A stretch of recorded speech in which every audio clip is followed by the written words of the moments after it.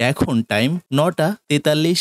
Nifty আজকে 24,853 open হয়ে সোজা একটা রেড ক্যান্ডেল তৈরি করে দিয়েছে। পরের ক্যান্ডেলটিও রেড। এই ক্যান্ডেলটি ক্লোজিং হতে আর 57 মিনিটের মতো বাকি আছে।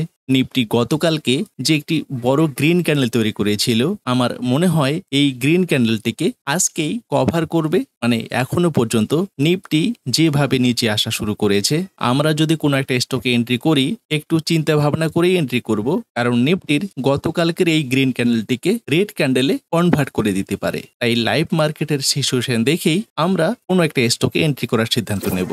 আর গতকাল আমি যে দুটি স্টককে নিয়ে আলোচনা করেছিলাম তার মধ্যে হয়তোবা আমি একটি স্টককে ফলো করব, কারণ বাকি যে স্টকটিকে নিয়ে আলোচনা করেছিলাম সেই স্টকটি ফান্ডামেন্টালি সেরকম একটা স্ট্রং নয়। সে কারণেই এই স্টকটিকে হয়তো আমি ফলো করতে পারি।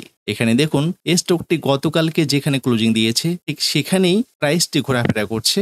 আর এখানে প্রিভিয়াস ক্যান্ডেলটি বোলিঙ্গার লোয়ার ব্যান্ডের নিচে এবং স্টকেস্টিক 20 লেভেলের নিচে দুটো লাইনে ক্লোজিং দিয়েছিল। সেই কারণেই আমি এই স্টকটিকে র্যাডারে রেখে ফলো করব।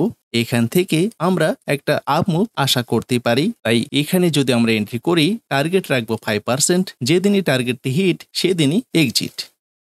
ফাইনালি নিফটি এই গতকালকের গ্রিন ক্যান্ডেলটিকে রেড ক্যান্ডেলে কনভার্ট করে দিল।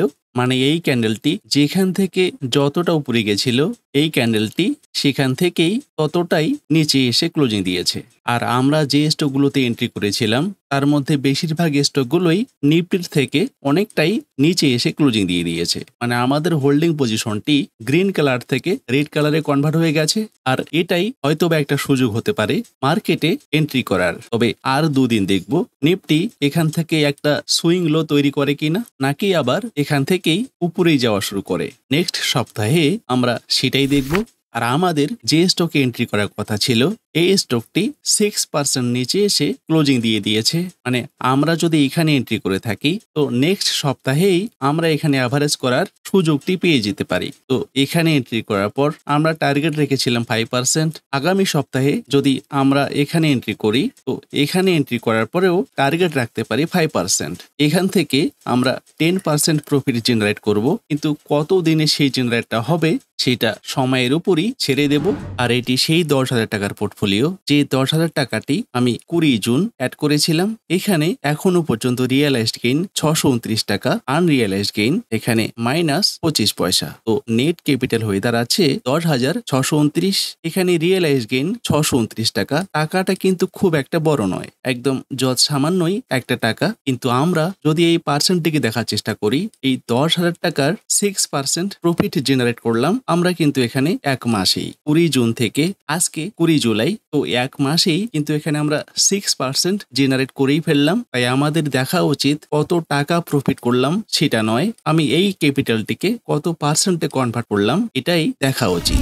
আর এই 10,000 টাকার পোর্টফোলিওতে এখনো একটি স্টক পড়ে আছে, যে স্টকটিতে -25 পয়সা লসে আছি। এটির টার্গেট 5%। যেদিন টার্গেট হিট করে দেবে আমরা সেদিনই এখান থেকে এক্সিট করে যাব। এই স্টকটিতে এন্ট্রি করার আমাদের অলরেডি 4 দিন হয়ে গেল। আর আমাদের টার্গেটটি যদি এখানে হিট করে দেয় এখান থেকে টোটাল গেইন 137 টাকা, আর ব্রোকারেজ পেইড করার পর এখানে নেট গেইন 115 টাকা। আর 10,000 টাকার ক্যাপিটাল থেকে টোটাল 4টি স্টক থেকে আমাদের 5% টার্গেটটি হিট করে দিয়েছে। প্রথমটি 8 দিনে, দ্বিতীয়টি 7 দিনে, তৃতীয় যে স্টকটি আছে এটি 21 দিনে, চতুর্থ নাম্বারটি 9 দিনে আমাদের টার্গেটগুলো হিট করে দিয়েছে। তাই আপনি 10,000 টাকা দিয়ে ট্রেড করুন আর 10 লাখ টাকা দিয়ে ট্রেড করুন।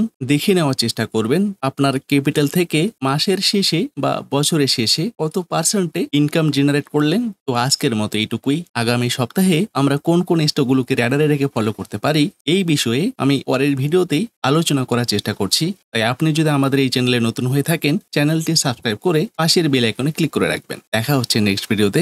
ধন্যবাদ, ভালো থাকবেন।